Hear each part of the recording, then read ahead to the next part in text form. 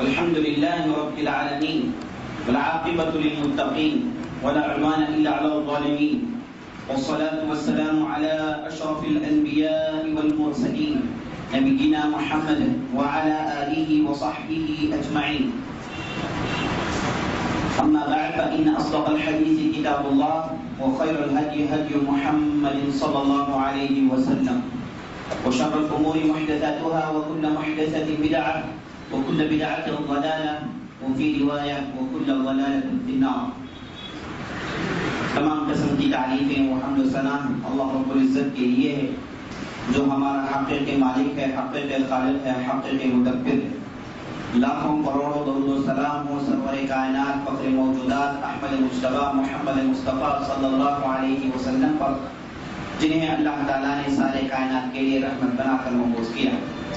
عزیزوں، دوستوں، ساتھیوں، ماؤں، بہنوں اور خواتین اسلام، میں اللہ رب العزت سے دعا کرتا ہوں کہ اللہ تعالیٰ جس طرح ہمیں اس مبارک مجلس میں جمع کیا ہے، اسی طرح اللہ رب العزت ہمیں جنات الفردوس میں جمع کریں.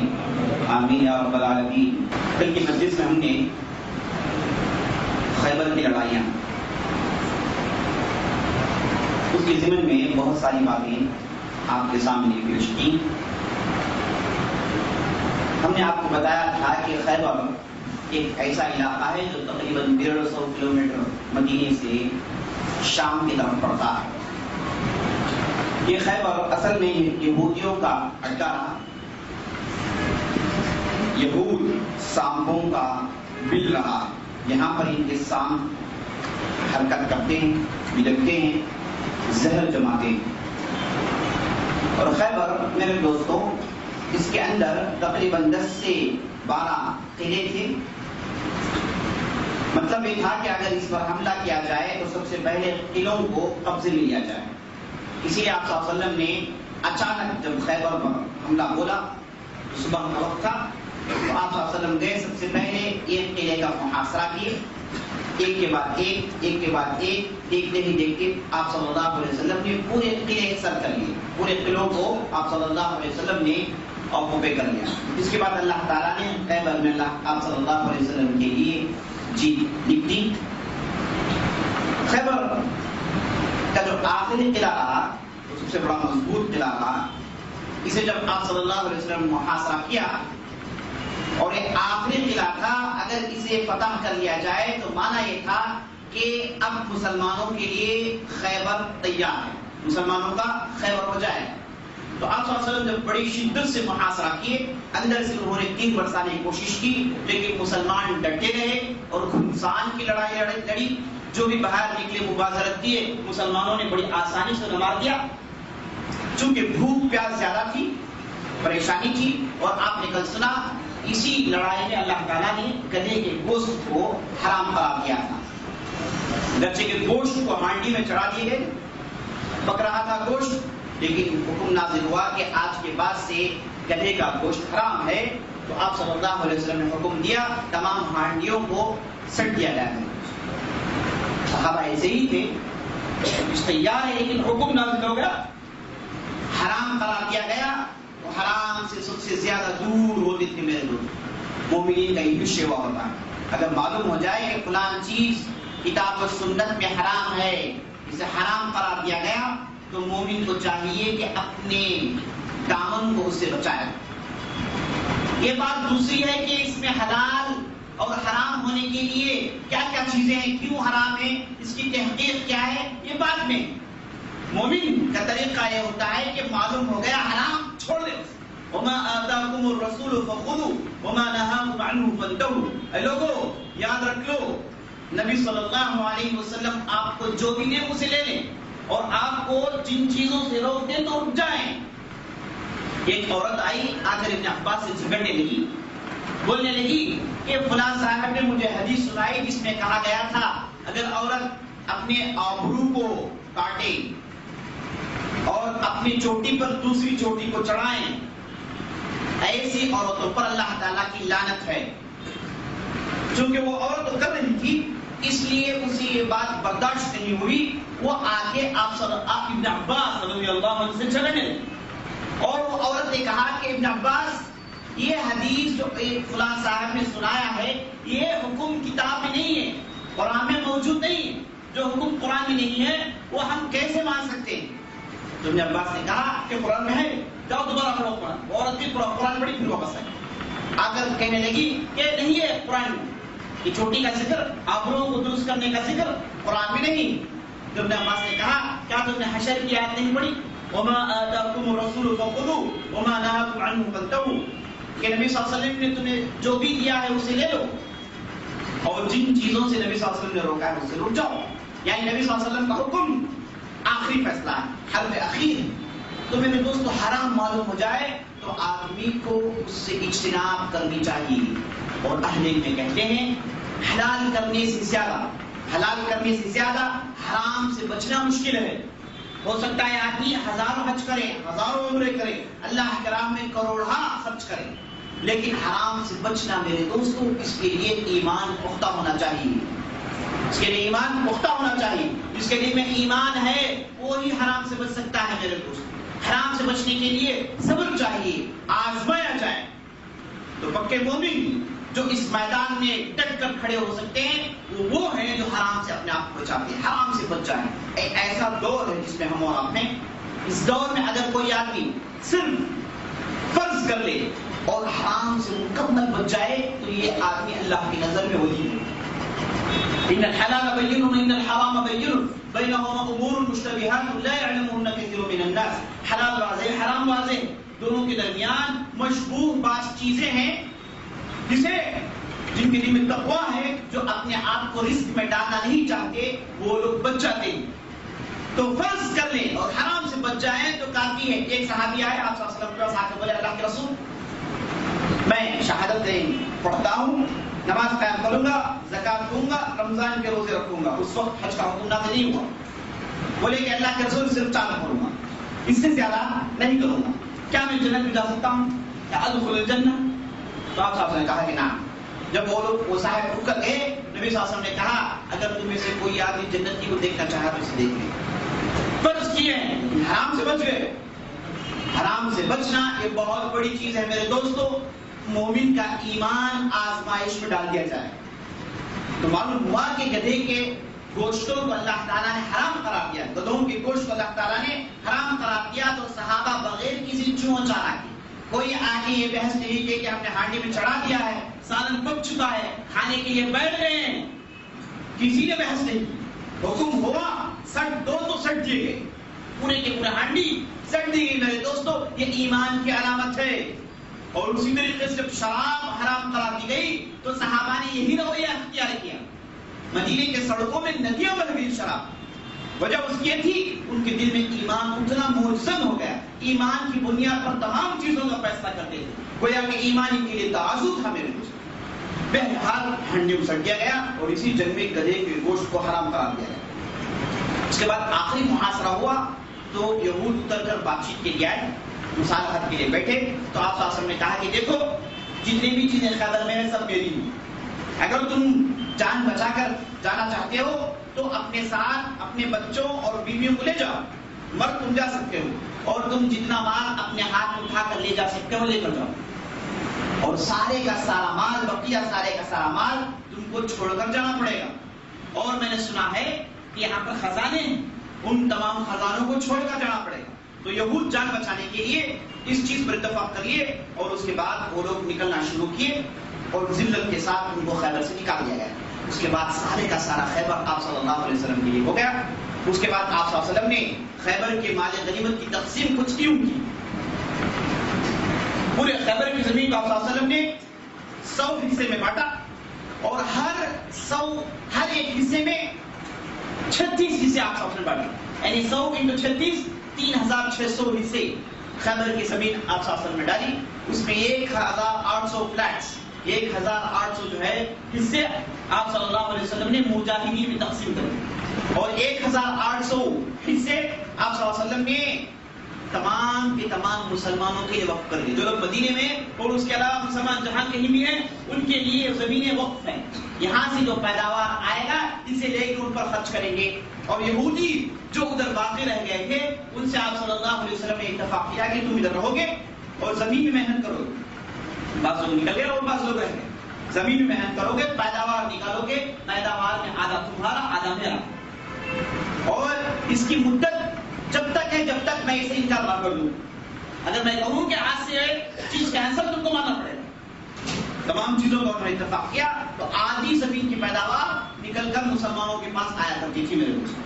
تو 1800 میں سے آپ صلی اللہ علیہ وسلم نے مسلمانوں کے لیے وقف کر دیے, جو بوڑھے ہیں, لاچار ہیں, غریب ہیں, فقراء ہیں, ان کے لیے آپ صلی اللہ علیہ وسلم نے وقف کر دیے. اور 1800 آپ صلی اللہ علیہ وسلم نے مجاہدین میں تقسیم کی. اور آپ جانتے ہیں مجاہدین کی تعداد 1400 کی تھی. اور 1800 کس کے لیے؟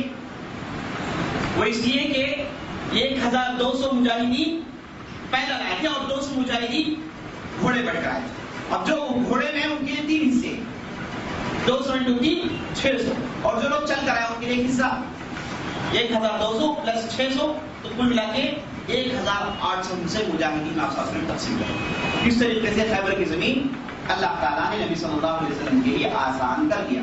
اور آپ کل سنا کنینہ بن ابی الحقیق, جو ابن ابی الحقیق جو خیبر کا بڑا تھا, اسے قتل کر دیا گیا اور اس کے بعد اس کے 2 بیٹوں کو برس کر دیا گیا.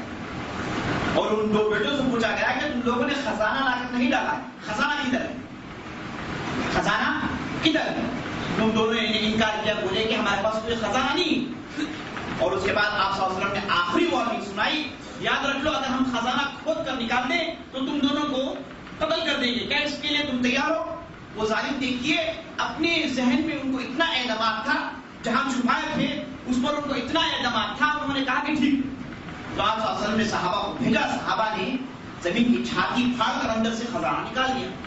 اس کے بعد ان دونوں کے سر کو مار دیا, مر گئے. اور اسی لڑائی میں میرے دوستوں نبی صلی اللہ علیہ وسلم کا غلام تھا, جب لڑائی شروع ہوئی تو یہ تیر آئی آ کر اس کے سینے کے پار ہوئی. تو صحابہ نے چیخ کر کہا کہ آپ صلی اللہ علیہ وسلم کا غلام شہید ہو گیا. تو آپ صلی اللہ علیہ وسلم نے کہا کہ رکو, شہید نہیں ہوا بلکہ وہ منافق تھا.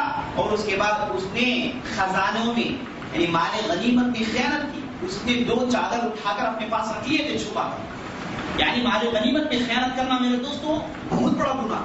آپ صلی اللہ علیہ وسلم نے کہا کہ آدمی جنت کو نہیں جائے کیونکہ اس نے مال غنیمت میں خیانت کی. اس نے اپنے پاس 2 چادر رکھ لی. اس کے بعد 2 چادروں کو نکالا گیا, لیکن آدمی نفاق پر مرا, خیانت پر مرا, اس لیے آپ صلی اللہ علیہ وسلم نے بتا دیا کہ وہ آدمی جہنم جائے گا. ایک واقعہ پیش آیا. اس کے بعد میرے دوستوں اسی لڑائی کے اختتام پر جب لڑائی ختم ہو رہی تھی, اس وقت جعفر بن ابی طالب اور دوسرے صحابہ جو حبشہ میں رہ گئے تھے وہ بڑی تعداد میں آ کر اٹھے, اور ان کے ساتھ اشعریین, بنو اشعر قبیلہ ہے, وہ قبیلے والے بھی بہت بڑی تعداد بھی ان کے ساتھ آئے تھے. ان کی تعداد تقریباً 100 سے زیادہ تھی. یہ لوگ یمن کے رہنے والے تھے. جب ان کو خبر ملی کہ نبی صلی اللہ علیہ وسلم مدینے میں آئے ہیں, توحید کی بات پھیل گئی ہے اور بازان جیسی شخصیت مسلمان ہو گئی, تو یمن کے اکثر و بیشتر لوگ مسلمان ہو گئے. تو یہ اشعریین نکل کر آئے تھے آپ صلی اللہ علیہ وسلم سے ملاقات کرنے کے لیے. کشتی میں سوار ہوئے, راستے میں طوفان آندھی آئی تو کشتی بھٹک گئی اور یہ پورے کے پورے جا کے حبشہ میں اتر گئے. پورے کے پورے جا کے حبشہ میں اتر گئے اور ان کی ملاقات وہاں جعفر بن ابی طالب سے ہوئی اور وہاں پر وہ لوگ مسلمان ہو گئے. اور اس کے بعد آپ صلی اللہ علیہ وسلم کے قاصد جب پہنچے خط لے کر, تو جعفر بن ابی طالب اور اشعریین پورے کے پورے مل کے آپ صلی اللہ علیہ وسلم سے ملاقات کرنے کے لیے خیبر تشریف فرمائے. تو آپ صلی اللہ علیہ وسلم بہت خوش ہوئے اور آپ صلی اللہ علیہ وسلم ان لوگوں کا بھی مال غنیمت میں حصہ نکالا.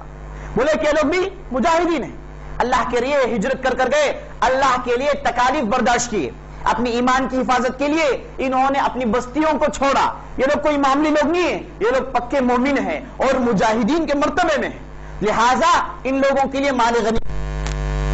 تو آپ صلی اللہ علیہ وسلم نے ان کو بھی حصہ دیا. اس سے یہ معلوم ہوا میرے دوستوں, اگر کہیں مال کی تقسیم ہو رہی ہے, مال بٹا جا رہا ہے, تو صرف جو لوگ ہیں ان کو نہ دیا جائے. جو لوگ حاضر ہیں, جو لوگ یہ تقسیم دیکھ رہے ہیں, ان کو بھی کچھ دیا جائے, ان کو بھی کچھ دیا جائے. اب یہ جو کچھ دیا جاتا ہے, وہ لوگ حق کا دعویٰ نہ کریں. فوراً جو ہے گھر کی وراثت تقسیم ہو رہی ہے, بات چچیرے بھائی کھڑے ہیں, مولیرے بھائی کھڑے ہیں, ایسا لگاؤ جی, یہ نہیں بول سکتے ہو جی. ان کا حصہ ان کے لیے اور ان کو خوش کرنے کے لیے کچھ دیا جا سکتا ہے, جیسے آپ صلی اللہ علیہ وسلم نے مال غنیمت میں اشعریین اور جعفر بن ابی طالب اور ان کے اصحاب کو حصہ دیا تھا. اس طریقے سے میرے دوست, اور اس کے بعد آپ صلی اللہ علیہ وسلم بہت خوش ہوئے اور یہ کہتے رہے کہ مجھے نہیں معلوم میں خوشیاں کس کے لیے مناؤں, جعفر بن ابی طالب کی آمد کے لیے یا پھر خیبر کی فتح کے لیے؟ یعنی خیبر کی فتح کی خوشی، جعفر بن ابی طالب کی آمد کی خوشی دونوں برابر ہیں۔ جعفر بن ابی طالب جیسے آپ نے سنا آپ صلی اللہ علیہ وسلم کے شبیہ تھے، شباہت تھی، قد و خال بالکل ویسے ہی تھی، بات چیت کا انداز بالکل ویسے ہی تھا، آپ صلی اللہ علیہ وسلم جیسے ہوا کرتے تھے جعفر بن ابی طالب۔ یہ واقعہ خیبر میں پیش ہوا۔ اس کے بعد اسی خیبر میں آپ صلی اللہ علیہ وسلم کی خدمت میں ایک یہودی عورت جس کا نام زینب تھا، اس نے بکرے کے کران کو پیش کیا۔ آپ صلی اللہ علیہ وسلم اس نے پوچھا کہ محمد صلی اللہ علیہ وسلم کو کون سی چیز زیادہ پسند ہے؟ لوگوں نے بتایا کہ بکری میں ران زیادہ آپ صلی اللہ علیہ وسلم پسند کرتے ہیں۔ تو وہ عورت گئی، خوب اس میں زہر بھرا، اس کے بعد اسے پکا کر نبی صلی اللہ علیہ وسلم کی خدمت میں پیش کر دی۔ آپ صلی اللہ علیہ وسلم اٹھا کر آپ صلی اللہ علیہ وسلم کھانا شروع کیے، یہاں تک کہ اسے آپ صلی اللہ علیہ وسلم نے چبوا دیا۔ اس کے بعد آپ صلی اللہ علیہ وسلم تھوک دیا۔ آپ صلی اللہ علیہ وسلم کے ساتھ ایک صحابی تھا جن کا نام بشر بن برا، وہ خوب کھا چکے تھے۔ اس کے بعد آپ صلی اللہ علیہ وسلم تھوکنے کے بعد کہا کہ اس میں زہر ہے، بلا کر اس عورت کو ڈانٹے۔ یہودی عورت کو پوچھے کہ تم نے ایسا کیوں کیا؟ تو یہودیہ تھی، بڑی ٹیکٹک کی جواب دی۔ اس نے کہا کہ اگر آپ بادشاہ ہوتے تو آپ جیسے آدمی کی بادشاہت نہیں چاہیے، آپ کو میں مارنا چاہیے، اس لیے زہر ڈالا۔ اگر آپ نبی ہوتے تو آسمان سے خبر پہنچ جائے گی اور آپ بچ جائیں گے، اگر آپ نبی ہیں تو آپ کی تباہ کرنے کے لیے تیار ہے، وہ ٹچ کرنے کے لیے میں نے زہر ڈالا۔ آپ صلی اللہ علیہ وسلم نے اس عورت کو ڈانٹا اور چھوڑ دیا، لیکن چند دنوں کے بعد یہ صحابی جو تھے زہر کے اثر کی وجہ سے وفات پا گئے تھے۔ اس کے بعد آپ صلی اللہ علیہ وسلم نے اس عورت کو بلایا اور قصاصاً اسے بھی قتل کر دیا، چونکہ اسے مارا، بدلے میں اسے بھی مار دیا گیا۔ یہی قصاص ہے میرے دوست، اگر کسی نے کسی کا قتل کیا اسے بھی قتل کر دینا چاہیے، یہی اسلام کا حکم ہے۔ اگر کسی نے کسی کو غلطی سے قتل کر دیا، معلوم نہیں کوئی اور سمجھا، قتل کرنے کا مقصد نہیں تھا، غصہ آیا، پلٹ کے دیکھے کچھ بھی مائک سے مارے مر گیا آدمی، جی، یا پھر لکڑی سے مارے مر گیا آدمی۔ مارنا جان سے مارنا مقصد نہیں تھا، بلکہ غصہ دکھانا مقصد تھا یا پھر کچھ اور مقصد تھا۔ غلطی سے مر جائے ایسے صورت میں قصاص نہیں، ایسے صورت میں دیت دی جائے گی۔ دیت کہتے ہیں میرے دوستو 120 اونٹ، جسے قتل کر دیا گیا اس کے خاندان والوں کو 120 اونٹ دیا جائے، اسے دیت کہتے ہیں۔ قصاص جس نے قتل کیا اسے بدلے میں قتل کر دیں۔ البتہ قصاص میں ایک صورت، جائز صورت یہ ہے کہ مقتول کے خاندان والے، جسے قتل کر دیا گیا اس کے خاندان والے قاتل سے منہ مانگے دام پوچھیں۔ قاتل پر اب قصاص جاری کرنا ہے، اس نے غلطی کی ہے، ایسے صورت میں قاتل اگر مقتول کے خاندان والوں سے کہے کہ میں تم کو منہ مانگے رقم دیتا ہوں، آپ لوگ مجھے معاف کر دو، ایسی صورت میں رقم چاہے جو بھی ہو اگر مقتول کے خاندان والے معاف کر دیں تو قاتل کو معاف کر دیا جائے، اسلام کا حکم ہے۔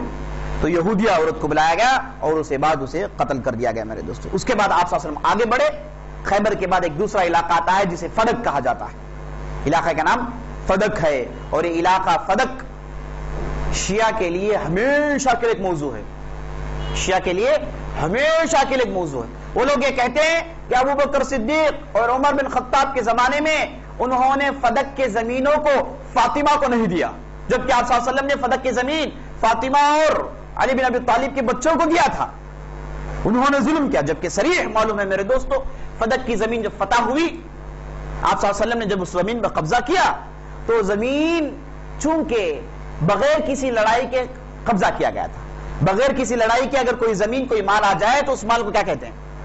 فے کا مال کہتے ہیں۔ تو فدق کی پوری زمین فے تھی۔ مجاہدین پہنچے، مجاہدین کی تعداد دے کر خیبر کی لڑائی کی اخبار سن کر فدق والوں کے پیتے پانی ہو گئے تھے، ان کے دانت کھٹے پڑ گئے تھے، وہ لوگ فوراً صلح کے لیے تیار ہو گئے، اتر کر آئے، آ کر بولے محمد ہم صلح کے لیے تیار ہیں۔ تو آپ صلی اللہ علیہ وسلم ان سے صلح کی اور اس کے بعد خیبر والوں سے جو اتفاق کیا، آدھا پیداوار تم سالانہ دو گے، اس پر اتفاق ہوا اور فدق کی زمین انہی لوگوں کے پاس دے دی گئی، اور پوری کی پوری زمین فے تھی اور آپ صلی اللہ علیہ وسلم کے لیے اور ان کے خاندان والوں کے لیے تھی۔ تو آپ صلی اللہ علیہ وسلم اپنے خاندان والوں پر جو ہے اس سے خرچ کرتے تھے اور عام مسلمانوں پر بھی خرچ کرتے تھے، اپنے لیے بالکل مجاہدین کی طرح ایک حصہ لیے بس، جبکہ پوری زمین آپ صلی اللہ علیہ وسلم کے لیے تھی۔ تو آپ صلی اللہ علیہ وسلم نے کبھی بھی نہیں کہا کہ فاطمہ کے لیے میں زمین دے رہا ہوں رضی اللہ عنہا، یا پھر علی بن ابی طالب رضی اللہ عنہ کے لیے میں زمین دے رہا ہوں، بلکہ آپ صلی اللہ علیہ وسلم اسے عام رکھے اور بنو ہاشم پر خرچ کیا جاتا تھا۔ ہاں فاطمہ رضی اللہ عنہ ابو بکر صدیق کے زمانے میں آئی، آ کر پوچھی تو ابو بکر صدیق نے یہی جواب دیا. لیکن شیعہ جو ہمیشہ فتنہ کرنا چاہتے ہیں، ہمیشہ مسلمانوں پر سنیوں پر کچھ تہمت ڈال کے ذلیل کرنا چاہتے ہیں، تو انہوں نے پورے پٹے کو پلٹ دیا اور انہوں نے یہ کہنا شروع کر دیا کہ ابو بکر صدیق نے فاطمہ پر ظلم کیا، جبکہ وہ لوگ ظلم کر رہے ہیں. تو فدق کی زمین فتح ہوئی. اس کے بعد آپ صلی اللہ علیہ وسلم آگے بڑھے. وادی القریٰ ایک دوسرا علاقہ تھا، وہاں پر ایک دن کی لڑائی ہوئی، گھمسان کی لڑائی ہوئی. حباب بن منذر یہاں تھے، آپ صلی اللہ علیہ وسلم کو اچھے رائے دیے. یہ ایک دن کی لڑائی ہوئی. اس کے بعد وادی القریٰ والوں نے بھی خیبر والوں جیسا صلح کر لیا، وہ بھی بالکل اسی انداز میں آدھا پیداوار سالانہ نبی صلی اللہ علیہ وسلم کے لیے. اور اس کے بعد وادی القریٰ کی زمین کیا ہے؟ لڑائی کے بعد فتح ہوئی تو غنیمت ہے، مجاہدین پر تقسیم ہوئی. اس کے بعد آگے بڑھے تو چوتھی زمین تیمہ، وہاں پر بغیر کسی لڑائی کے انہوں نے دے دیا، تو فدق کے حکم پر وہ بھی فائق کی زمین رہی.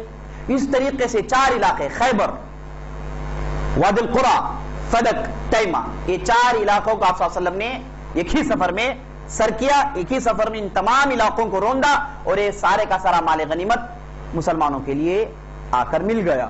اب اس کے بعد یعنی 7ویں ہجری کا واقعہ ہے. اب اس کے بعد مسلمانوں کی زندگی میں تبدیلیاں آ گئی.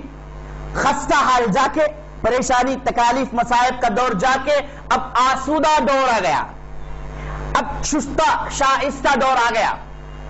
اب مدینوں کے سڑک بدل گئے، لوگوں کے کپڑے بدل گئے، لوگوں کی سواریاں بدل گئی، گھر نئے نظر آ رہے ہیں، باغیچے درست ہیں، مساجد میں آ رہے ہیں صحابہ تو سب کے پاس خوشبو ہے، سب کھا پی کر آئے ہیں، سب جو ہے اب بالکل ٹرینڈ بدل گیا ہے.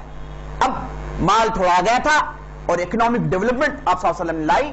اس کی وجہ سے 7ویں ہجری میں بھیانک تبدیلیاں دیکھنے کو ملتی ہیں. اور ابو ہریرہ رضی اللہ عنہ جب وہ وفات پا رہے تھے کہتے ہیں کہ یہ جو لباس میں پہن رہا ہوں اس میں میرے پاس 100 جوڑے ہیں، غلام انگنت ہیں. ابن عمر کے پاس 1000 غلام ہیں، ابن عباس کے پاس 100 سے زیادہ غلام ہیں. ہر غلام سے وہ زبان سیکھتے، صرف کام لے کے جاؤ، کام کرو جی، مار مار کے بگاتے جی، ان سے زبان سیکھتی. اس لیے ابن عباس 100 زبانوں کے بازو جانتے تھے، الفاظ جانتے تھے، کوئی نہ کوئی زبان سیکھتے رہتے تھے. تو اس کے بعد حالات بدل گئے، اب غریبی چلی گئی، مسلمانوں کے حالات بالکل درست ہو گئے اور خوش و خرم زندگی گزارنے لگے. یہ میرے دوستو خیبر کے بعد. اس کے بعد خیبر کے بعد جو مشہور واقعہ پیش آیا وہ تھا ذات الرقاع. یہ اصل میں جیسے آپ جانتے ہیں، بار بار آپ نام سنتے آ رہے ہیں، بنو غطفان، بنو غطفان، بنو غطفان. احزاب میں 6000 کی تعداد میں ہے، اور اس سے پہلے ہمیشہ مشرکین کو امداد اور کمک بھیجتے رہتے، لوگوں کو بھیجتے، ہتھیار دیتے. بنو غطفان گویا کہ دوسرے قریش ہیں. جب بھی مسلمان کا مسئلہ پیش آ جائے یہ لوگ سیدھے میدان میں اتر جاتے، لڑنے کے لیے، مار دھاڑ کے لیے ہمیشہ تیار رہتے. تو آپ صلی اللہ علیہ وسلم قریش کو خاموش کر دیے حدیبیہ کے بعد اصول کے مطابق. اس کے بعد یہودیوں کو مزہ چکا، ان سے نپٹے. اب اس کے بعد بنو غطفان آپ صلی اللہ علیہ وسلم کے ذہن میں ہیں، یہ لوگ جو ہے ہمیشہ پریشان کرتے، ان کو بھی جو ہے دبانا ہے. ایک لٹیرے قسم کے لوگ تھے.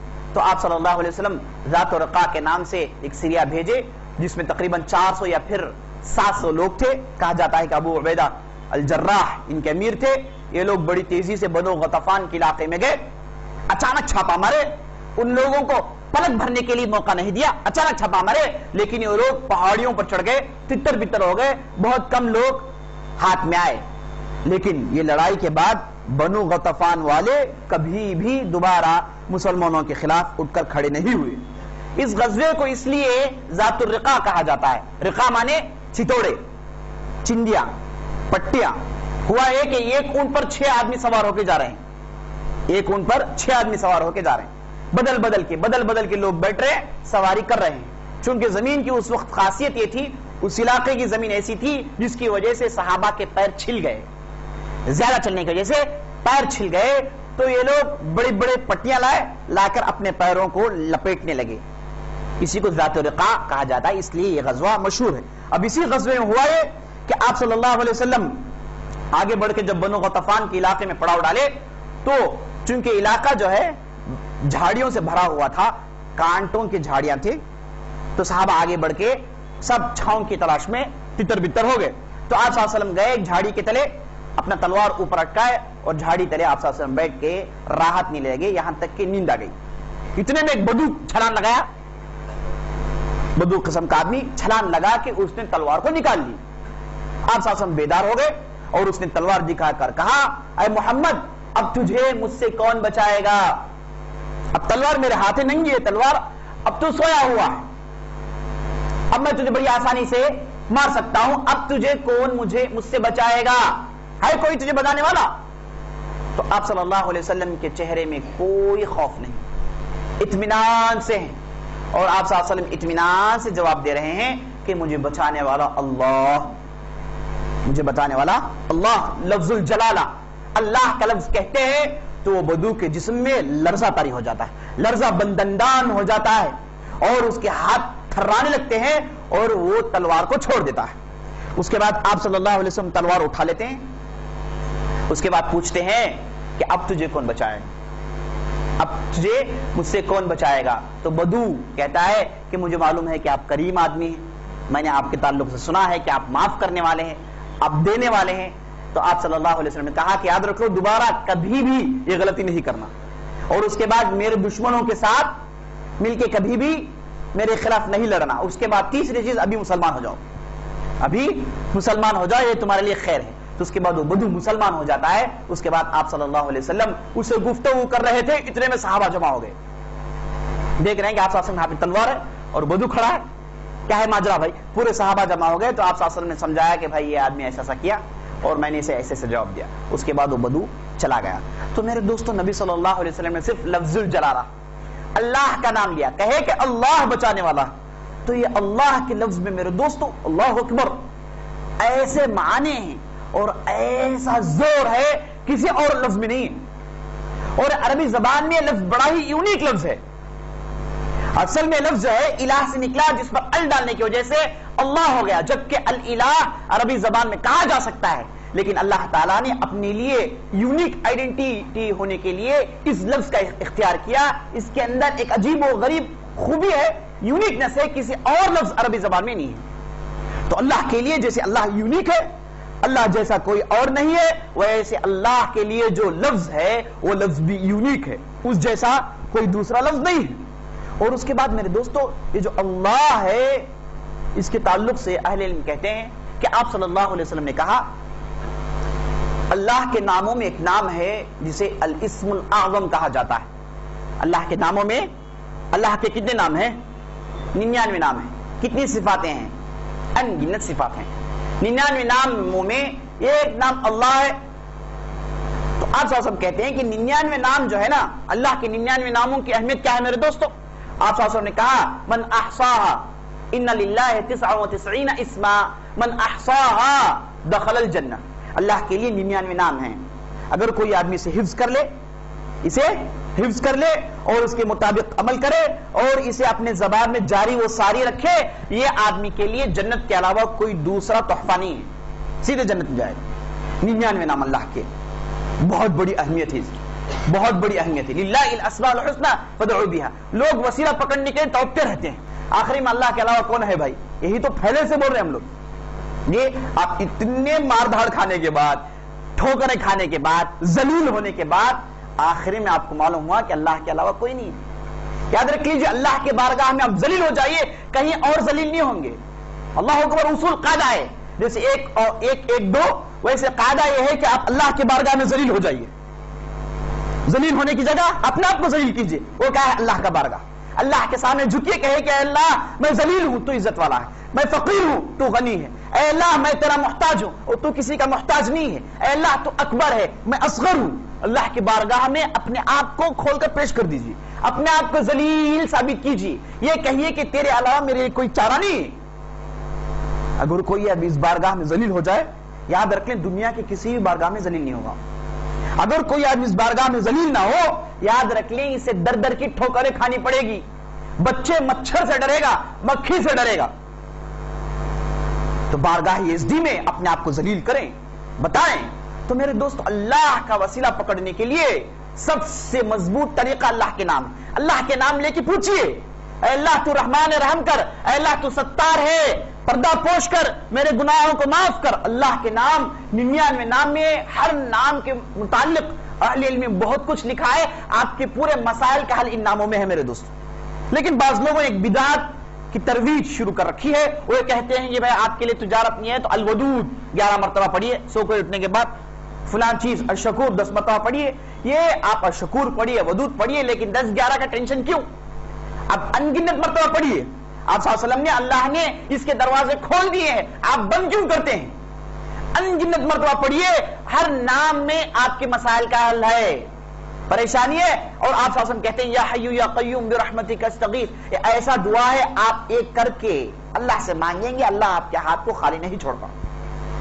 یا حی یا قیوم, اے اللہ ہمیشہ زندہ رہنے والا, ہمیشہ قائم رہنے والا, اے اللہ میں تیرے ناموں سے مدد مانگتا ہوں. سب سے قوی, سب سے مضبوط طریقہ ہے وسیلہ پکڑنے کا. اللہ کے ناموں سے وسیلہ پکڑیے, اس کے بعد دیکھیے مسائل کیسے آسان ہوتے ہیں. للہ الاسماء الحسنى فادعوا بها, اللہ کے لیے اچھے اچھے نام ہیں, آپ لوگوں کو چاہیے کہ ان ناموں کے ذریعے سے اللہ کو پکاریں. تو ان ناموں میں میرے دوستوں سب سے بڑا نام ہے جس کے تعلق سے آپ صلی اللہ علیہ وسلم کہتے ہیں الاسم الاعظم. لیکن آپ صلی اللہ علیہ وسلم نے کہیں پر بھی انگلی رکھ کے نہیں بتایا کہ اسم الاعظم کون ہے, کون سا ہے. فلاں یہ چیز اسم اعظم ہے, حی اسم اعظم ہے, قیوم اسم اعظم ہے, رحمان ہے, آپ صلی اللہ علیہ وسلم نے نہیں بتایا. البتہ الحی القیوم کی فضیلت سنائے ہیں, رحمان کی فضیلت سنائے ہیں, لیکن الاسم الاعظم کیا ہے یہ اہل علم کے درمیان اختلاف ہے.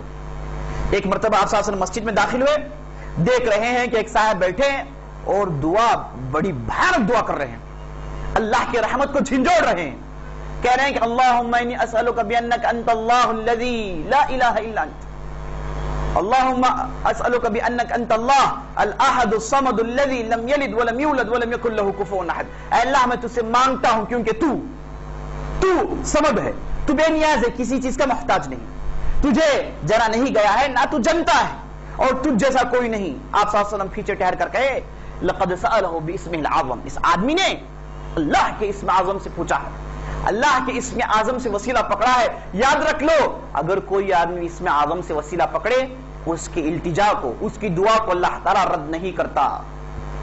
جو بھی مانگے آپ اللہ کا اسم اعظم کے استعمال کر کے. تو احادیث سے مختلف اسماء, مختلف اللہ کے نامیں ملتی ہیں جسے آپ صلی اللہ علیہ وسلم نے اہمیت دی, اور بعض مرتبہ الاسم الاعظم کہا.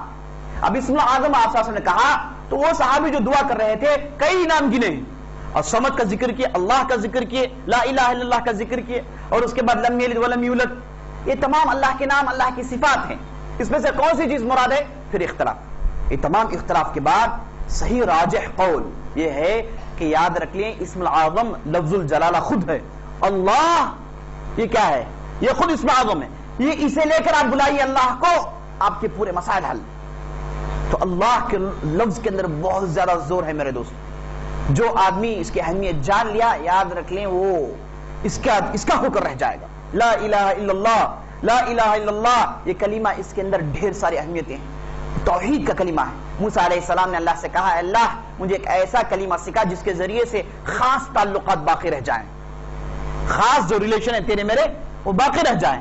تو اللہ تعالیٰ نے کہا اے موسیٰ قل لا الہ الا اللہ, اے موسیٰ لا الہ الا اللہ کو. موسیٰ نے کہا اے اللہ میری پوری امت بنو اسرائیل جیسے لوگ بھی یہی کہتے ہیں, اس میں کیا خوبی ہے؟ تو اللہ نے کہا اے موسیٰ جان لو اگر ساری دنیا کو ایک پھلڈے میں ڈال دیں ترازو کے, اور لا الہ الا اللہ کے پھلڈے میں ڈال دیں, لا الہ الا اللہ کا پھلڈا بھاری رہے گا, اور لا الہ الا اللہ میں اللہ کا لفظ ہے. تو میرے دوستو اسم الاعظم اللہ ہے. تو آپ صلی اللہ علیہ وسلم اللہ کہا تو بدو کے جسم میں لرزہ طاری ہو گیا, یہاں تک کہ اس نے تلوار چھوڑ دی, اور اس کے بعد آپ صلی اللہ علیہ وسلم نے تلوار کو اٹھا لیا.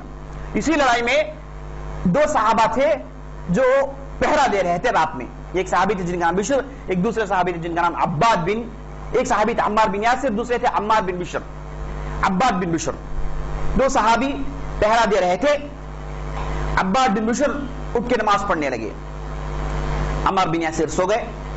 اتنے میں ایک مشرک جو تھا اسے پتا نہیں کیا دماغ خراب ہوا, اس نے کہا کہ آج رات کسی مسلمان کا خون بہاؤں گا میں. یہ ٹھان کے وہ تیر لے کے باہر نکل گیا, اور دور سے دیکھ رہا تھا کہ ایک صاحب نماز پڑھ رہے ہیں اور وہ عباد بن بشر ہے. تو دور سے اس نے تیر چلائی, عباد نماز پڑھ رہے ہیں, تیر آ کر چپ گئی. عباد نکال کے پھینکے پھینک رہے ہیں, پھر پڑھ رہے ہیں, پھر مارا وہ, پھر دوسری تیر نکال کے پھینکے پڑھ رہے ہیں, پھر تیر مارا وہ, نکال کے پھینکے پڑھ رہے ہیں. یہاں تک کہ نماز ختم کر دیے. اس کے بعد عمار کو بولے جی اٹھو, کیا کر رہے ہیں آپ, دیکھو تیر چل رہی ہے, اب تک 3 چپ گئے ہیں. عمار نے کہا کہ آپ مجھے کیوں نہیں اٹھائے؟ تو عباد کہتے ہیں, الفاظ دیکھیے, عباد کہتے ہیں کہ میں ایک سورہ پڑھ رہا تھا, میں قرآن کا ایک سورہ پڑھ رہا تھا, اس میں گم ہو گیا. اس میں ایسا گم ہوا, اس کی ایسی شیرینی اور اس کا ایسا بیان جو مجھے آ لے گیا, میں اس میں گم ہوں, صرف مجھے گویا کہ چمٹی کاٹ رہی ہے ایسے محسوس ہوا. بعد میں دیکھا تو تیر ہے, اس لیے میں نے تم کو اٹھایا نہیں. جنگ کے میدان میں رات کے موقع پر تیر ماری جا رہی ہے, ویسے صورت میں صحابی کہہ رہے ہیں میرے دوستوں کہ سورت پڑھ رہا تھا میں قرآن کی, یعنی قرآن کی سورت کی اتنی اہمیت اور اتنے انہماک کے ساتھ پڑھ رہے ہیں, اور وہ سورت کے ساتھ ایسے منسجم ہو گئے ہیں گویا کہ دنیا کی کوئی چیز ان کے سامنے نظر نہیں آ رہی ہے. صحابہ ایسے ہی پڑھتے تھے. یہ آدمی تیر مارنے کے بعد, خون نکلنے کے بعد اس کے اندر احساس نہیں پیدا ہو رہا ہے, تو معنی یہ ہے کہ یہ آدمی قرآن کے ساتھ ایک دوسرے زمانے میں ہے, ایک دوسرے عالم میں ہے. صحابہ ایسے ہی ہوا کرتے تھے میرے دوست. اور عروہ بن زبیر ایک بہت بڑے تابعی گزرے ہیں, زبیر بن عوام کے لڑکے. ایک مرتبہ ان کے پیر میں مسئلہ ہوا, ڈاکٹروں نے کہا کہ پیر کو اکھاڑنا چاہیے ورنہ تم مر جاؤ گے. تو عروہ بن زبیر نے کہا کہ تم کیسے کرو گے؟ ڈاکٹروں نے کہا کہ تم ایک ایسا موقع بولو ہم نکال دیں گے. عروہ بن زبیر نے کہا کہ میں نماز میں اپنے آپ کو بھلا دیتا ہوں, میں نماز میں اپنے آپ کو بھلا دیتا ہوں, اس وقت تم پیر نکال لینا. یعنی ہم لوگ یہ سوچیں گے کہ یہ ممکن ہے, ایسا ہو سکتا ہے, لیکن یاد رکھ لیں میرے دوستوں ایسے افراد تھے. قرآن پڑھتے تو منسجم ہو جاتے, قرآن کے انداز بیان سے متاثر ہو جاتے. قرآن ایسی چیز ہے میرے دوست, چونکہ ہم لوگ عربی زبان سے واقف نہیں ہیں اور اس کے بعد بڑی مشکل سے پڑھ لیتے. اس کے اندر جو ردم ہے, اس کے اندر جو الفاظ ہیں, اس کے اندر الفاظ کی جو بندش ہے, اس کے اندر جو پیغام ہے اور اس کا جو اسلوب ہے, اگر کوئی عربی ہے, خالص عربی ہے, عربی زبان اس کے دل خون میں بہ رہا ہے, بہ رہی ہے, تو یاد رکھ لیجئے وہ قرآن سے ایسا ہی فائدہ اٹھائے گا. عجیب و غریب چیز ہے قرآن. اس کے پڑھنے والے سے پوچھئے کہ اس کے اندر ہے کیا, عجیب و غریب ہے. اور قرآن کے اندر آپ تاثر پیدا کرنا چاہتے ہیں, قرآن پڑھتے وقت آپ چاہتے ہیں کہ آپ قرآن کے ساتھ مل جائیں, آپ اور قرآن ایک ہو جائیں, تو 2 کام کریں آپ. سب سے پہلا آپ کے دل میں تصور لائیے, یہ سوچئے کہ میں کیا پڑھ رہا ہوں, یہ اللہ کا کلام ہے, یہ ایسا کلام ہے جو اللہ نے نازل کیا ہے, یہ الفاظ اللہ کے ہیں. جب آدمی قرآن پڑھتا ہے تو ملائکہ آدمی کے منہ میں اپنا منہ رکھ کر الفاظ کو چوستے ہیں. قرآن کے الفاظ, ابن عباس کہتے ہیں کہ اگر اللہ تعالیٰ اسے آسان نہیں کرتا تو پہاڑ اسے برداشت نہیں کر سکتے. قرآن کے الفاظ اللہ کا کلام ہے, اللہ جو سارے آسمان زمین کو بنایا ہے اس کا کلام ہے, اور یہ کلام دوبارہ نازل ہونے والا نہیں, یہ آخری کلام ہے. یہ قرآن کی عظمت آدمی اپنے دل میں لائیں, یہ چیز لائیں پڑھنے سے پہلے. دوسری چیز یہ سمجھے کہ ہر آیت مجھے کہہ رہی ہے کچھ, ہر آیت سے مراد میں ہوں. منافق کا ذکر آیا تو کہیں کہ میں ہوں, مومن کا ذکر آیا تو کہیں کہ میں ہوں, کافر کا ذکر آیا کہیں کہ میں ہوں. جو بھی آدمی ذکر آئے, جس کا بھی سلسلہ چلے, یہ سمجھے کہ وہ میں ہوں. یہ 2 چیز آدمی اس پر پریکٹس کرے گا, اس پر محنت کرے گا, تو اسے عجیب و غریب لذت محسوس ہوگی, عجیب و غریب لذت محسوس ہوگی. علامہ اقبال جو بہت بڑے شاعر گزرے ہیں, ان کے تعلق سے آتا ہے کہ جب قرآن کھولتے ہیں تھوڑی دیر بھی پڑھ نہیں سکتے, رو رو کے قرآن تر ہو جاتا ہے, اتنا روتے ہیں, اتنا قرآن سے متاثر ہوتے ہیں. وہ کہتے ہیں کہ میری والد کی نصیحت ہے کہ میں بچپن جب قرآن پڑھ رہا تھا, والد نے کہا کہ اے اقبال تو قرآن پڑھتا ہے لیکن قرآن ایسے پڑھ گویا کہ قرآن تجھ پہ نازل ہو رہا ہے, قرآن تجھ پہ نازل ہو رہا ہے, ایسے پڑھے تو تب جا کے تو اس سے فائدہ اٹھائے گا. زندگی بھر اس نے اسی پر کام کیا. یہ پروجیکٹ ہے میرے دوست, یہ نہیں کہ مولوی صاحب ایک بار بولے پڑھو نہیں ہوا جی بدلا لیں گے, ایسا نہیں ہے. پروجیکٹ ہے زندگی بھر کام کرنا, یہ سوچ کر اس پر محنت کریں. جیسے آدمی تجارت کے لیے محنت کرتا ہے, تھوڑا تھوڑا کہہ کے ڈیولپ کرتا ہے, علم حاصل کرنے کے لیے تھوڑا تھوڑا ڈیولپ کرتا ہے, وہ ایسے تقوی کے لیے محنت کرنی چاہیے, قرآن فہمی کے لیے محنت کرنی چاہیے. بیٹھ کے یہ احساسات پیدا کرے, فوراً نہیں آئے گا. شیطان تو آپ کے ساتھ, ہر آدمی کے ساتھ ہے, وہ چھوڑے گا کیسے؟ نہیں چھوڑے گا, بے قراری پیدا کرے گا. یہ چیز پر محنت کریں. سفیان ثوری کہتے ہیں کہ تہجد کی نماز کے لیے میں 20 سال محنت کیا. 20 سال کے بعد نماز میں بڑی دقت سے نہیں پڑھتا, بڑی آسانی سے پڑھتا, بلکہ نماز نہیں پڑھ تو چین نہیں آتی. 20 साल तक की वो मेहनत किए, 20 साल के बाद 40 साल की जिंदगी ऐसी रही कि नमाज नहीं पढ़े तो बेकरारी, नमाज नहीं, तहज्जुद नहीं पढ़े, दिन सारा बेकार आदमी का, बेकरारी, चिड़चिड़ाहट की तबीयत। वजह यह है कि कुरान और नमाज के होकर रह गए मेरे दोस्त। तो कुरान की अजमत, तो ये सहाबी देखिए पढ़ रहे हैं नमाज, तीर लग रही है पीछे 3 मरतबा, लेकिन ये उठाकर झटक रहे हैं और उसके बाद पूरी नमाज मुकम्मल करने के बाद कहते हैं कि मैं कुरान की एक सूरत पढ़ रहा था जिसकी वजह से मैं उसके साथ ऐसा मुंसजिम हुआ, तीर का असर मुझे महसूस नहीं हुआ। ये लड़ाई के बाद मेरे दोस्तों, ज़ातुर रिक़ा की लड़ाई के बाद बनु गतफान के लोग बहुत बड़ी तादाद में आए, आकर आप सल्लल्लाहु अलैहि वसल्लम के पास मुसलमान हो गए। उसके बाद उम्र क़ज़ा, तकरीबन 7वीं हिजरी के आखिरी का वाक़या है कि आप सल्लल्लाहु अलैहि वसल्लम ने जो उम्रे का ख्वाब देखा था, आए थे लेकिन हुदैबिया से वापस चले गए। 1 साल हो गया तो आप सल्लल्लाहु अलैहि वसल्लम दोबारा आ रहे हैं उम्रा करने के लिए, और पहले से इजाजत है कि 3 दिन के लिए आके उम्रा कर सकते हैं। तो आप सल्लल्लाहु अलैहि वसल्लम अपने साथ 2000 सहाबा को लिए और औरतें बच्चे इसके अलावा एक बहुत बड़ी तादाद आई, मक्के में दाखिल हुए। दाखिल होने के बाद सब मिलके उम्रा किए। आप सल्लल्लाहु अलैहि वसल्लम को खबर मिली कि मुशरिकीन ये कह रहे हैं, ये जो मुसलमान हैं मदीने में बुखार आने की वजह से टूट गए हैं, इनकी तवानाएं चली गई हैं, कमजोर हो गए हैं। ये खबर आप सल्लल्लाहु अलैहि वसल्लम को मिली तो आप सल्लल्लाहु अलैहि वसल्लम ने कहा कि ऐ लोगों तुम रमल करो और उसके बाद इल्तिबा करो। आप सल्लल्लाहु अलैहि वसल्लम ने 2 चीजें करने का हुक्म दिया, रमल और इल्तिबा। और उसके बाद पूरे के पूरे कुरैश, पूरे मुशरिकीन जबल कुबैस पर बैठ के मुसलमानों को देख रहे थे कि मुसलमान कैसे उम्रा कर रहे हैं, क्या कर रहे हैं, कैसे तवाफ कर रहे हैं। और चूंकि 3 दिन की मोहलत थी, अब 3 दिन तक मुसलमान रहेंगे मक्का में, तो लोग अलर्ट रहे और मुसलमान बड़ी आसानी से आए, बड़े जो है चैन और सुकून के साथ, इज्जत के साथ उन्होंने उम्रा किया। तो आप सल्लल्लाहु अलैहि वसल्लम ने कहा कि रमल को, रमल का माना दौड़े, तवाफ के 7 चक्कर हैं। जब आदमी पहले मर्तबा मक्के में दाखिल हो, जो पहला तवाफ करता है, इस तवाफ को तवाफुल कुदूम कहते हैं, तवाफुल कुदूम कहते हैं। तो तवाफुल कुदूम में आज भी शुरू के 3 चक्कर रमल करना सुन्नत है। तवाफ कुदूम में शुरू के 3 चक्कर रमल करना सुन्नत है आज भी। रमल का माना तेजी से भागें, अपने कदम को छोटा करें, अपने कदम को छोटा करें, उसके बाद तेजी से चक्कर काटें, शुरू के 3 चक्कर। ये सिर्फ तवाफुल कुदूम में है। तो आप सल्लल्लाहु अलैहि वसल्लम ने उम्र क़ज़ा में इसका हुक्म दिया कि लोगों रमल करो। ये इस वजह से कि बताए मुशरिकीन को क्या है, हम कमजोर नहीं हैं, हम ताकतवर हैं, देखो कि हम रमल कर रहे हैं, तवाफ तुम लोग चल कर करते हो, हम दौड़ कर रहे हैं, ये हमारी ताकत है। उसके बाद आप सल्लल्लाहु अलैहि वसल्लम ने कहा कि इस्तिबा करो। इस्तिबा का माना एहराम का कपड़ा दाएं हाथ के बगल से लें और उसके बाद बाएं हाथ के खाने में डाल लें, और उसके बाद दाएं हाथ का बाजू, सीधे हाथ का बाजू आम दिखे, बताएं पावर जी। आप साहब ने कहा कि शुरू के 3 चक्कर तवाफुल कुदूम में इस्तिबा करो, मालूम हो कि हम लोग मजबूत हैं। तो आज भी ये 2 सुन्नतें बाकी हैं मेरे दोस्तों। आप तवाफुल कुदूम में रमल करेंगे और साथ साथ इस्तिबा करेंगे। अब इस्तिबा जो है, तवाफ के बाद आप कपड़ा उठा के दुरुस्त कर लें। हम देखते हैं कि बाज़ लोग ऐसे ही सही करते हैं, ऐसे ही मीना जाते हैं, ऐसे अरफात जाते हैं, ऐसे मुज़दलिफा जाते हैं, जबकि सिर्फ तवाफ नहीं करना है। उसके बाद आदमी दुरुस्त कर लेना चाहिए, शुरू के 3 चक्कर ऐसा करना चाहिए। आप सल्लल्लाहु अलैहि वसल्लम ने इसे सुन्नत इस वजह से बताया ताकि मुशरिकीन को मालूम हो जाए कि मुसलमान मजबूत हैं, बुखार ने इन्हें तोड़ा नहीं। उसके बाद मेरे दोस्तों, जब तवाफ कर रहे थे, अब्दुल्लाह बिन रवाहा जो आप सल्लल्लाहु अलैहि वसल्लम के बेहतरीन सहाबी रहे, अंसारी सहाबी, अल्लाह ताला ने इन्हें शायरी में बेहतरीन मलका दे रखा था, बेहतरीन शायर थे।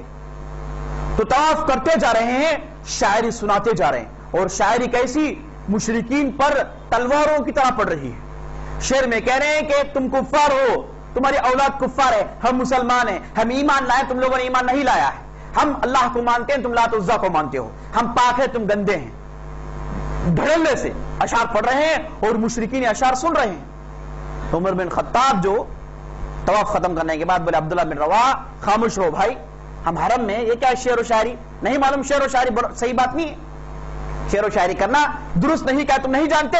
अब्दुल्लाह बिन रवाहा खामोश रह गए। नबी सल्लल्लाहु अलैहि वसल्लम ने कहा कि उमर छोड़ दो उसे, उमर छोड़ दो अब्दुल्लाह बिन रवाहा को, شاعری سنانے دو، شاعری سنانے دو. یہ شعر مشرکین پر تیروں کی طرح برستا ہے، مشرکین کے ایمان پر حملہ ہوتا ہے. تو ایسی شعر و شاعری جس میں کیا ہو، دین کی مدافعات ہو، دین کی بڑائی ہو، قرآن کی عظمت بیان کرے جس سے سننے والوں کو فائدہ ہو. خام خواہ کی شرکیات، کفریات جی اپنا طرز دکھانے کے لیے اور ہر مجلس میں جمع ہو جا کے جی یہ اسے ایک موضوع سمجھ کے اس کے لیے محنت کرنا، نہیں سننے والے پر جو ہے بدعت کا تہمت لگانا، گویا کہ یہ دین کا ایک اہم حصہ سمجھنا یہ غلط ہے جو ہمارے معاشرے میں ہوتا ہے. اور آپ صلی اللہ علیہ وسلم کے پاس 3 بہترین شعراء تھے. ایک کعب بن مالک، دوسرے حسان بن ثابت، تیسرے عبداللہ بن رواحہ. یہ آپ صلی اللہ علیہ وسلم کے شعراء تھے، شعراء اور رسول کے نام سے مشہور ہیں. ان کی شعری بہت مضبوط تھی. اور حسان بن ثابت آپ صلی اللہ علیہ وسلم کے پاس آتے، آ کر اپنے جیپ نکال کے اپنے ناک کے کونے کو چھیتے، جیپ نکال کے اپنے ناک اس کونے کو چھیتے، کہتے اللہ کے رسول یہ زبان ہے نا، اسے اگر میں پتھر میں رکھتا ہوں تو پتھر پھٹ جائے گا. یہ زبان نکال کے میں پتھر میں رکھوں تو پتھر پھٹ جائے گا. یہ زبان نکال کے کسی کو مارو تو کٹ جائے گا اللہ کے رسول. یہ زبان نہیں ہے، اللہ نے مجھے تلوار بنا کر دی ہے. اسی لیے حسان بن ثابت کا 2 شعر سنتے ہیں فلاں قبیلہ خاموش ہو جاتا ہے. ابھی اس نے پروگرام بنایا حملہ کرنے کا، صرف 2 شعر سنائے جاتے ہیں. کہتے ہیں کہ حسان بن ثابت نے 2 شعر سنائے، شعر سنتے ہیں کہتے ہیں کہ پروگرام کینسل، اب لڑنا نہیں ہے اس طریقے سے. اور نبی صلی اللہ علیہ وسلم کہتے ہیں کہ حسان بن ثابت، اے حسان تم کہو، اے حسان تم شاعری کہو، جبرائیل امین تمہاری مدد کریں. کبھی کبھار منبر پہ چڑھا دیتے، مطلب حسان شعر سناؤ. حسان شعر سناتے اور کہتے آپ صلی اللہ علیہ وسلم دعا دیتے کہ اے جبرائیل آپ کی مدد کریں گے، اللہ آپ کی مدد کرے گا. اور شعراء عرب کے پاس طریقہ یہ تھا کہ سب سے پہلے شعر و شاعری کے میدان میں ذکر آدمی کو، اس کے بعد لڑائی میں. کبھی کبھار لڑائی شروع ہوتی، شعر و شاعری اس سے پہلے شروع ہو جاتی. تو آپ صلی اللہ علیہ وسلم حسان بن ثابت کو پیش کرتے، عبداللہ بن رواحہ کو پیش کرتے اور لوگوں کو زد دیتے، وہ لوگ ہار کر پیچھے چلے جاتے تو دوسرے مسائل.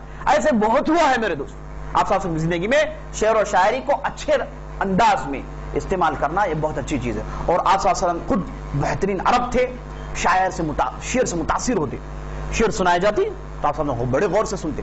ایک مرتبہ کعب بن مالک کے ساتھ سفر کر رہے تھے، خاموش جا رہے تھے. بولے کعب کہا خاموش سناؤ جی کیا تھی. وہ سنائے 10 شعر سنائے. بولے اور سناؤ، پھر 10. بولے اور سناؤ، پھر 10. اس طریقے سے 100 شعر سنائے. دیکھیے مجلس میں 100 شعر سنائے. اور اس کے بعد جو ہے آپ صلی اللہ علیہ وسلم کبھی کبھار خبر لا کے آدمی دیتا تو شاعری کی صورت میں دیتا تو آپ صلی اللہ علیہ وسلم بہت غصہ آتا. ابھی آپ دیکھیں گے فتح مکہ کے موقع پر ایک صاحب لا کے خبر دیے تو شعر سنائے. بس فوراً نبی صلی اللہ علیہ وسلم نے صحابہ کو حکم دیا کہ ہم کو جانا ہے، حملہ کرنا ہے. عرب تھے، شعر سے متاثر ہوتے تھے. تو میرے دوستوں شعر و شاعری کا استعمال اچھی چیز ہے، لیکن اس کے اندر شرک و بدعت نہ ہو، خرافات نہ ہو، اچھے معنی کے لیے استعمال کرے. اور جیسے آٹے میں نمک ہے اس انداز سے استعمال کریں. شعر و شاعری اوڑھنا بچھونا نہ ہو جائے، اسی کے لیے زندگی گزارے ایسا نہ ہو. کرنے کے کام کرے، ساتھ ساتھ اسے استعمال کرنے میں کوئی حرج نہیں، اچھی چیز ہے. تو نبی صلی اللہ علیہ وسلم نے عمر بن خطاب سے کہا کہ خاموش رہو، عبداللہ تم سناؤ، تمہارا شعر ان لوگوں پر تیر بن کر برستا ہے. اسی سفر میں میرے دوستو آپ صلی اللہ علیہ وسلم نے میمونہ بنت حارث سے شادی کی. شادی کر رکھنے والے عباس بن عبد المطلب جو آپ صلی اللہ علیہ وسلم کے چچا تھے. یہ لڑائی سے واپس آئے. آنے کے ساتھ ساتھ آپ صلی اللہ علیہ وسلم چونکہ خطوط کا سلسلہ جاری رکھے تھے، ایک صحابی جن کا نام حارث بن عمیر الازدی تھا، ان کے پاس خط دے کے کہے کہ جا کر شرحبیل بن حسنہ الغسانی کو خط دے دو. وہ صحابی لے کے سیدھا گئے. یہ شرحبیل بن حسنہ الغسانی شام کے علاقے کے بعض علاقوں کا گورنر تھا. کس کی طرف سے؟ قیصر کی طرف سے، رومن کنگ کی طرف سے بعض علاقوں کا گورنر تھا، اور بڑا گورنر تھا، مشہور گورنر تھا. جب خط پہنچا تو اس نے خط پھاڑ کر پھینک دیا اور اس نے اس صحابی کو قتل کر دیا. قاصد کو قتل کرنا، سفیر کو قتل کرنا کیا ہے؟ جنگ کا اعلان ہے. امبیسڈر کو کسی نے مار دیا، معنی یہ ہے کہ وہ بستی والے لڑنے کے لیے اب تیار ہو گئے ہیں. تو شرحبیل بن حسنہ نے جیسے ہی قتل کیا، شرحبیل بن عمر نے جیسے ہی قتل کیا، آپ صلی اللہ علیہ وسلم کو خبر ملی تو آپ صلی اللہ علیہ وسلم بہت غصہ آیا. قاصد کو قتل کر دیے، مظلوم کو قتل کر دیے. یہ کہے کہ آپ صلی اللہ علیہ وسلم نے 3000 کی لشکر تیار کی، بڑی مضبوط لشکر اور بڑی تعداد میں لشکر تیار کی، اور اس کے امیر بنائے سب سے پہلے زید بن حارثہ کو. اس کے بعد بولے اگر زید بن حارثہ جھنڈا چھوڑ دیں تو اس کے بعد جعفر بن ابی طالب، اگر جعفر بن ابی طالب بھی قتل کر دیے گئے تو اس کے بعد عبداللہ بن رواحہ. 3 عمرہ کا ذکر کیے. اہل علم کہتے ہیں اور اس وقت صحابہ بھی کہتے رہے جب آپ صلی اللہ علیہ وسلم آپشن دے رہے ہیں تو زید بن حارثہ اور جعفر بن ابی طالب کا شہید ہونا یقینی ہے، یہ 2 شہید ہونے والے ہیں. اسی لیے آپ صلی اللہ علیہ وسلم اس لشکر کے ساتھ کچھ خاص سلوک کیے. آپ صلی اللہ علیہ وسلم ان تینوں کو بلا کر لے کر گئے اور بہت دور تک ان کے ساتھ چل کر آئے. لشکر پیچھے ان تینوں کو ساتھ لے کر اور اس کے بعد جعفر بن ابی طالب کے جو ہے گھوڑے کے لگام کو پکڑے ہوئے بہت دور تک پہنچتے ہیں، ثنیۃ المرار تک پہنچتے ہیں جو مدینے سے بہت دور تک پڑتا ہے. چل کر آتے ہیں، وہاں پر آ کے الوداع سناتے ہیں. الوداع سناتے آپ صلی اللہ علیہ وسلم کا چہرہ غمزدہ تھا اور جب عبداللہ بن رواحہ نکل رہے تھے سفر میں تو وہ رو رہے تھے. ان کے لوگوں نے پوچھا کہ عبداللہ بن رواحہ آپ رو کیوں رہے ہیں؟ تو انہوں نے کہا کہ خدا کی قسم میں موت سے ڈر کر نہیں رو رہا ہوں، میں موت سے ڈر کر نہیں رو رہا ہوں، بلکہ مجھے وہ آیت رلا رہی ہے جس میں کہا گیا ان منکم الا واردھا، کوئی ہے تم میں سے جو جہنم میں پیش نہیں کیا جائے گا؟ تم میں سے کوئی ایسا ہے؟ یعنی مطلب پلسرات جو ہے ایسا راستہ ہے جو جہنم کے پیٹ میں ہوگا، بال سے باریک تلوار سے تیز، اس پر سے مومنین منافقین متقین سب گزریں گے، سب اپنے اپنے ایمان کی مضبوطی کے مطابق طے کریں گے. بعض لوگ آئیں گے پلک جھپکنے تک اس طرف ہوں گے، بعض لوگ آئیں گے برق کی تیزی ہوگی، بعض لوگ آئیں گے آندھی کی تیزی ہوگی، بعض لوگ آئیں گے دوڑ کر جائیں گے، بعض لوگ آئیں گے چل کر جائیں گے، بعض لوگ آئیں گے رینگتے ہوئے بڑی مشکل سے جنت میں پہنچیں گے، بعض لوگ آئیں گے پار نہیں نکل پائیں گے. اور وہ ہیں منافقین، وہ ہے میرے دوستوں منافقین. اور خاص طور پر یہاں پر منافقین کو لانے کا مقصد یہ تھا جیسے ان لوگوں نے دنیا میں دھوکہ دیا، ظاہری طور پر ایمان دکھائے باطنی طور پر کافر رہے، تو اللہ تعالیٰ ان کو پلسرات میں مومنین کے ساتھ چلائے گا اور انہیں دھوکہ دیا جائے گا اور وہ پھسل کے سیدھے جہنم میں گریں گے. اور اس وقت روشنی آئے گی میرے دوست، اللہ اکبر، آپ کے ماتھوں سے روشنی آئے گی. مومن بعض لوگوں کی روشنی پورے پلسرات پر ہوگی، بعض لوگوں کی روشنی بہت دور تک پہنچے گی، بعض لوگوں کی روشنی سامنے تک، بعض لوگوں کی روشنی صرف قدموں تک. یہ روشنی میرے دوستوں تقوی کی روشنی ہے. جس کے پاس جتنا تقوی ہے اس کے مطابق، جس کے پاس جتنا وولٹیج ہے اس کے مطابق پاور ہوگا. تقوی کا جتنا وولٹیج ہے اتنا پاور ہوگا. بعض لوگ آئیں گے صرف پیروں کے پاس، اور اسی لیے آپ صاحب کہتے ہیں بشر المشائین بالظلم بالنور التام یوم القیامہ. اے نبی صلی اللہ علیہ وسلم جو ہے کہتے ہیں کہ اے لوگوں تم لوگوں کے لیے خوشخبری ہے ان لوگوں کے لیے جو رات کے اندھیروں میں نمازوں کے لیے نکلتے ہیں، یعنی فجر کی نماز، ان کے لیے خوشخبری ہے. کس چیز کی خوشخبری؟ صریح صاف روشنی کی خوشخبری. جب انہیں روشنی کی ضرورت پڑے گی وہ روشنی نکل آئے گی، ان کے قدموں طرف پڑی ہوگی اور یہ روشنی کے بل بوتے پر وہ لوگ بڑی تیزی سے آگے بڑھیں گے. یہ روشنی اگر نہ ہو تو آدمی پھسل کر گر جائے گا. منافقین کے لیے کچھ بھی روشنی نہیں ہوگی، اندھیری ہوگی، تاریکی ہوگی، پھسل کر آدمی سیدھے جہنم میں گرے گا. مومن کے لیے روشنی ہوگی، دیکھے گا کہ قدم کہاں رکھ رہا ہے، قدم رکھتے ہوئے آگے بڑھے گا. تو میرے دوستوں یہ ہم جو بھی عمل کرتے ہیں ہر عمل کاؤنٹرڈ ہے. آپ کی ہر حرکت، آپ کی ہر سانس، آپ کی ہر سوچ، آپ کا ہر تصور میرے دوستوں کاؤنٹرڈ ہے. آپ اللہ کے لیے سوچیں اس پر نیکی ہے، آپ اللہ کے لیے چھوٹی سی حرکت کیے اس پر نیکی ہے. یاد رکھ لیں یہ دنیا میں ہی چلے گا. اگر آدمی موت کے فرشتے دیکھ لے یہ حساب کتاب بند کر دیے جائیں گے، اس کے بعد نیکیاں بڑھیں گی نہیں میرے دوستوں. دنیا میں آپ ہر حرکت چھوٹی سی بھی حرکت کریں یاد رکھ لیں اس کے لیے نیکی ہے. اس لیے آپ صاحب نے کہا ایاکم ومحقرات الذنوب ایاکم بالمعروف. آپ صاحب نے کہا کہ اچھے نیکیوں کو، چھوٹے نیکیوں کو تم نظر انداز مت کرو. چھوٹی نیکی ہے یہ مت سمجھے کہ میں چھوٹی نیکی ہے میں تو بڑی کما لیا، نہیں. یہ چھوٹی نیکیوں کے ساتھ تم لوگ کیا مت کرو، غفلت ہرگز مت برتو. یہ اس وقت کام آئے گی جب تم کو ضرورت پڑے گی. چھوٹی سی حرکت کر رہے آپ، یہ ایک مومن کو آپ نے پانی پلا دیا، راستے سے آپ نے موز کے چھلکے کو ہٹا دیا، راستے سے آپ نے کسی اذیت کو ہٹا دی. آپ صلی اللہ علیہ وسلم کہتے ہیں کہ صدقہ ہے، اس پر نیکی ہے. ہر قسم کی اچھائی پر صدقہ ہے اور ہر صدقے پر نیکی ہے میرے دوست. تو ہم دنیا میں رہتے ہیں، اللہ تعالیٰ نے ہمارے لیے پورے راستے نیکیوں کے کھول رکھے ہیں. ہم کو چاہیے کہ اسے فائدہ اٹھائیں، نیکیوں میں آگے بڑھیں، اچھائی کریں، تاکہ قیامت کے دن ہمارے روشنیاں بہت دور تک ہوں اور پرصراط پر چل کر جائیں، بڑی آسانی سے نکل جائیں۔ اللہ تعالیٰ سے دعا کیجئے کہ اللہ تعالیٰ ہم اور آپ کو پرصراط کے راستے سے آندھی بلکہ پلک جھپکنے تک اللہ تعالیٰ ہم کو اس پرصراط سے پار کر دیں۔ اور جو آدمی پرصراط سے پار نہیں کرے گا جنت میں جا نہیں سکتا۔ اسی لیے عبداللہ بن رواحہ کہتے ہیں ان منکم الا واردوہا، تم میں سے ہے کوئی جو اس پر نہ چلے۔ یہ آیت مجھے رلا رہی ہے، یعنی عبداللہ بن رواحہ جہاد کے لیے نکل رہے ہیں، لیکن قرآن کی آیتیں ان کی کھوپڑی میں چل رہی ہیں، ان کے ذہن میں چل رہی ہیں اور آیتوں پر غور کر رہے ہیں، کہتے ہیں کہ یہ آیت مجھے رلا رہی ہے۔ اے لوگوں، میں جہاد سے ڈر کر نہیں رو رہا ہوں۔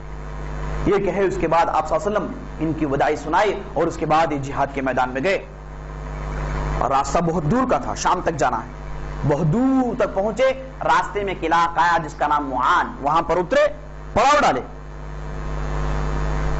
اب یہاں پر اتر کے پڑاؤ ڈالنے کا مقصد یہ تھا کہ مسلمانوں کی خبر مل چکی تھی کہ مسلمان جس لشکر سے لڑنے والے ہیں وہ لشکر نہیں ہے بلکہ سمندر ٹھاٹے مارنے والا سمندر ہے۔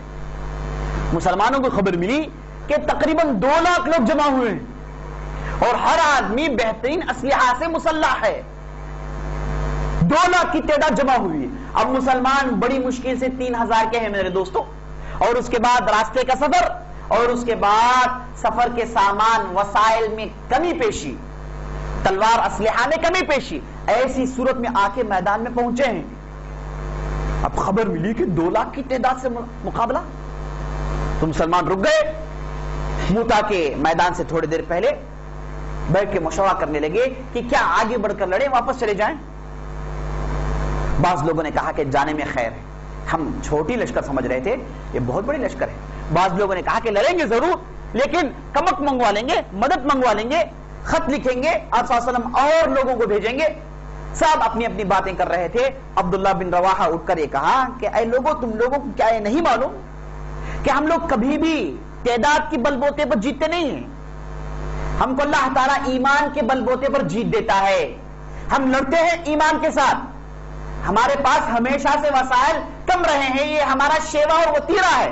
ہم لڑتے ہیں تو ایمان کے بل بوتے پر لڑتے ہیں، یہ وسائل پر ہمارا اعتماد نہیں ہوتا۔ کیا تم یہ لوگ نہیں جانتے؟ کیا تم بدر کے میدان کا مزہ نہیں چکے، احد کے میدان کا مزہ نہیں چکے؟ اور جب احزاب کا موقع آیا، اللہ تعالیٰ نے تمہاری کیسی طرفداری کی، یہ واقعات کیا تم اتنا جلدی بھول گئے؟ یہ کہہ کے عبداللہ بن رواحہ ڈٹ کر تقریر کرتے ہیں۔ ان کی تقریر ایسی ہوتی ہے گویا کہ مردوں کو انہوں نے جلا دیا۔ سب اٹھ کے کھڑے ہوئے بولے کہ نہیں، اب کوئی مدد نہیں، بلکہ ہم 3000 ان پر ٹوٹ پڑیں گے، انشاءاللہ بھاری ثابت ہوں گے۔ یہ کہے دوسرے دن زید بن حارثہ لشکر لے کے میدان میں اتر رہے ہیں تو دیکھ رہے ہیں کہ زمین میں کوئی بھی ایسا علاقہ نہیں جو انسان سے خالی ہو۔ جہاں کہیں بھی نظر پڑ رہی ہے وہاں پر کوئی نہ کوئی کھڑا ہوا ہے۔ زمین نظر نہیں آ رہی، ریت مٹی نظر نہیں آ رہی، جھاڑیاں نظر نہیں آ رہی، صرف انسان ہے، چونٹیوں کے مانند ہیں۔ اب ان کی جو ہے مٹھی بھر کی تعداد ہے۔ زید بن حارثہ نے کہا اللہ اکبر، میں منع بنایا، میں سرا بنایا، قلب بنایا، جو اسلوب ہے، جو اصول ہے اس کے مطابق عمل کیے۔ اس کے بعد مشرکین پر ٹوٹ پڑے۔ دیکھ رہے ہیں کہ جہاں عیسائیوں کی تعداد بڑی ہے وہاں پر بعض مشرق عرب قبائل بھی ہیں، قبائل میں بلقان ہیں، بلی ہیں، اور دوسرے وہاں کے عرب قبائل ان کے ساتھ مل کے مسلمانوں سے لڑائی لڑ رہے ہیں۔ یہ چیز نوٹ کرنے کی تھی، نوٹ کر لی گئی۔ اس کے بعد لڑائی شروع ہوئی تو مسلمان 3000 کی تعداد بڑی بھاری پڑی۔ رومن یہ جو عیسائی تھے وہ لوگ بڑے آسانی سے سمجھ رہے تھے کہ مسلمانوں کو ہم کچل دیں گے۔ جب ان کو معلوم ہوا کہ صرف 3000 کی تعداد ہے، انہوں نے کہا کہ ہم صرف سانس لیں گے تو کافی ہے، سانس کی گرمی سے لوگ مر جائیں گے۔ لیکن میدان میں اترے تو ان کو معلوم ہو گیا کہ کیا ہے، ایک ایک آدمی 100 کے مقابلہ ہے نا، معمولی لوگ نہیں، ایک ایک آدمی جنوں کی مانند تلوار چلا رہا ہے۔ تلوار پکڑنے کے بعد وہ اپنے آپے سے باہر ہو جاتا ہے، اندھا دھند تلوار چلاتا ہے۔ ان کو معلوم ہو گیا کہ ان کا ایک بڑا تھا جس کا نام حمزہ، اس نے جہاد کے میدان میں کیسے ہنگامہ مچائے سکھا کر گیا۔ ہر آدمی اترتا ہے تو ہنگامہ تباہی مچا رہا ہے۔ اسی لیے 3000 کی تعداد لڑائی لڑ رہی ہے، لیکن مرنے والوں کی تعداد صرف 12 کی تھی، اور ان کی تعداد انگنت مری ہے، اندھا دھند چلا رہے ہیں تلوار۔ اور اس کے بعد زید بن حارثہ جھنڈا رکھے ہوئے، لڑائی شروع ہوئی، گھمسان کے لڑائی شروع، خون ریز لڑائی شروع ہوئی اور مارکا بڑی تیزی سے چل رہا تھا. زید بن حارثہ پہلے دن مسلمانوں نے ان کفار کو مزہ چکایا, پھر رات ہو گئی, پھر دوسرے دن لڑائی شروع ہوئی. اس کے بعد مسلمان مرنا شروع ہوئے. سب سے پہلے زید بن حارثہ انہیں قتل کر دیا گیا, شہید ہو گئے, لڑتے ہوئے شہید ہو گئے. جھنڈا گر رہا تھا, اتنے میں جعفر بن ابی طالب آگے بڑھے, وہ جھنڈا سنبھال لیے اور نبی صلی اللہ علیہ وسلم مدینے میں منبر میں ٹھہر کے یہ جو جہاد کا میدان ہے اسے ڈائریکٹ لائیو کر رہے ہیں. صحابہ کے پاس بتا رہے ہیں کہ زید بن حارثہ لڑ رہے ہیں, انہیں اللہ نے شہادت سے نوازا ہے, شہادت جام شہادت کو اللہ تعالیٰ نے انہیں نوش کروایا ہے, وفات پا چکے ہیں. آپ صلی اللہ علیہ وسلم کی آنکھوں سے آنسو جاری ہیں. بیٹے کے مانند تھے زید بن حارثہ. آپ صلی اللہ علیہ وسلم کہتے ہیں کہ آپ صلی اللہ علیہ وسلم کے پاس صحابہ سب پسند تھے, لیکن بعض لوگوں کو بہت پسند کرتے تھے. ان میں ابو بکر صدیق, علی بن ابی طالب اور ان میں زید بن حارثہ, جنہیں آپ صلی اللہ علیہ وسلم بہت پسند کرتے تھے. آپ صلی اللہ علیہ وسلم کے خاص آدمی تھے وہ, اور ان کے بیٹے جن کا نام اسامہ بن زید, جنہیں آپ صلی اللہ علیہ وسلم حسین حسین کی طرح محبت کرتے تھے. حسین حسین کے ساتھ یہ مل کر کھیلا کرتے تھے. اسامہ بن زید گویا کہ آپ صلی اللہ علیہ وسلم کے جگر کے ٹکڑے, جب بھی آتے ساتھ لے کر آتے. حسین حسین کے ساتھ رہتے تھے, وہ بہت پسند کرتے تھے. یہ اسامہ بن زید, یہی زید بن حارثہ کے فرزند, رو رہے ہیں آپ صلی اللہ علیہ وسلم. اس کے بعد لڑائی شروع ہوئی, مارم دھاڑ شروع ہوئی. اس کے بعد جعفر بن ابی طیار جھنڈا سنبھالے ہوئے, مشرکین ان پر ٹوٹ پڑے, ان کے بازو کو کاٹ دیا. جب بازو کٹ گیا تو وہ اپنے الٹے ہاتھ سے جھنڈا سنبھال رہے تھے. گھمسان کی لڑائی ہو رہی ہے, پھر وار ہوا, پھر ایک بازو کو بھی انہوں نے اڑا دیا, زمین میں پڑے اور اپنے پیٹ کے بل بوتے ہوئے جھنڈے کو وہ کنٹرول کر رہے تھے. لیکن کفار پھر ان پر ٹوٹ پڑے, یہاں تک کہ انہیں قتل کر دیا. آپ صلی اللہ علیہ وسلم نے کہا جعفر کے 2 ہاتھ کاٹ دیے گئے, اللہ تعالیٰ یہ 2 بازوؤں کے بدلے قیامت کے دن اللہ تعالیٰ انہیں 2 پر دے گا, جس کی وجہ سے جنت میں اڑیں گے, سب لوگ کر چل کے جائیں گے, جعفر بن ابی طالب اڑ کر جائیں گے.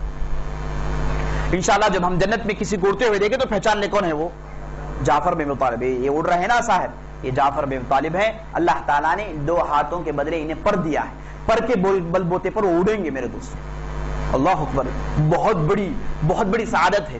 اس کے بعد تیسرے عبداللہ بن رواحہ جھنڈا تھامتے ہیں, اور اس کے بعد پھر گھمسان کی لڑائی ہو رہی ہے. اور اس کے بعد عبداللہ بن رواحہ آخری دن جھنڈا لے کے میدان میں اتر رہے ہیں. پیچھے سے ان کا ایک بھتیجا تھا, وہ گوشت کا ایک ٹکڑا دیتا ہے, کہتا ہے کہ عبداللہ آپ بہت تھک چکے ہیں, طاقت کے لیے اس گوشت کو کھا لو. عبداللہ لے کے گوشت چبا رہے ہیں, کہہ رہے ہیں کہ گوشت چباؤ, اس کے بعد میدان جاؤ, وقت ہے. یہ کہہ کے اٹھا کر پھینکتے ہیں, اور اس کے بعد گھس کر صفوں کو چیرتے ہوئے مشرکین کے نرغے میں جا کے چھلانگ لگاتے ہیں. اور اس کے بعد لڑائی ہوتی ہے, اور اس کے بعد عبداللہ بن رواحہ کو بھی قتل کر دیا جاتا ہے. آپ صلی اللہ علیہ وسلم مدینے میں پیغام سنا رہے ہیں. اس کے بعد اب جھنڈا کون سنبھالے گا؟ ایک صحابی جن کا نام ثابت بن قیس تھا, وہ آگے بڑھ کے جھنڈا سنبھال لیتے ہیں. کہتے ہیں کہ مسلمانوں فوراً کسی امیر کا انتخاب کرو, فوراً کسی امیر کا انتخاب کرو. ہمارے 3 امراء کو مار دیا گیا ہے, بغیر امیر کے لڑائی لڑنا بیوقوفی ہے, جیتنا ممکن نہیں. اور آپ دیکھ رہے ہو کہ کفار کتنی بڑی تعداد میں ہیں, فوراً امیر کو چن لو. بعض لوگوں نے کہا کہ آپ خود ہمارے امیر بن جائیں. زید بن قیس نے کہا کہ نہیں, میں امیر کے لائق نہیں. اتنے میں لوگوں نے صفوں میں نظر ڈالی, خالد بن ولید پر پڑی.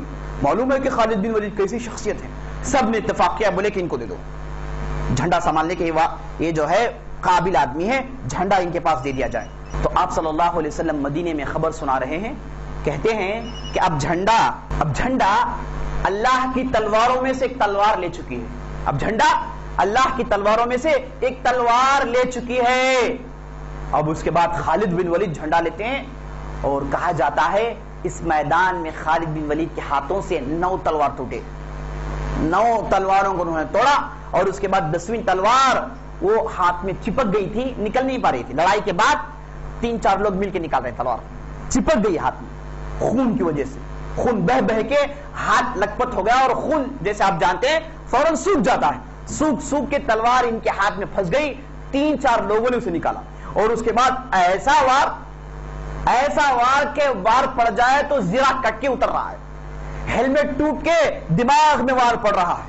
اور خالد بن ولید ایسے شخص تھے, ان کے تعلق سے آتا ہے کہ اگر ایک گھوڑے میں بیٹھے تو پیر زمین میں لگاتے, گھوڑے میں بیٹھے تو ان کے پیر زمین میں لگتے, اور بڑے دیو ہیکل آدمی تھے, اور جہاد کے میدان میں ایسے جھنگارتے ہیں ایسی چیخ نکالتے کہ کفار کے پتے پانی ہو جاتے ہیں، کلیجہ ان کا کانپنے لگتا ہے، دل ہلنے لگتا ہے، اور چیختے اللہ اکبر کی للکار، اور اس کے بعد کفار پر ایسے ٹوٹ پڑتے کہ مار گھوڑے پر پڑ رہا ہے، کبھی اون پر پڑ رہا ہے، کبھی انسان پر پڑ رہا ہے، انسان پر پڑ جائے تو اس کا کوئی نہ کوئی حصہ ہوا میں روٹیٹ کرتے ہوئے نظر آتا ہے۔